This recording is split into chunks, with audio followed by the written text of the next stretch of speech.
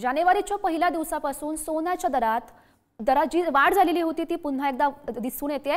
सोन्याच्या दरात पुन्हा एकदा वाढ झालेली आहे। अक्षय तृतीयेला कायम जी सोन्याची वाढ होती ती तशीच राहिल्याचं बघायला मिळालं। प्रतितोळ्याचा भाव 97,500 रुपये हा जीएसटी सह होता।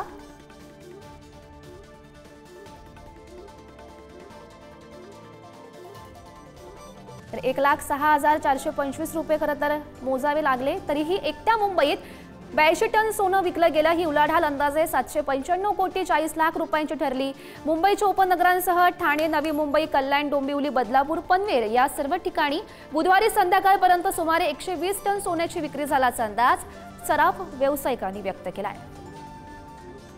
तर अक्षय तृतीयेला ही सोन्याची मोठी उलाढाल बघायला मिळाली।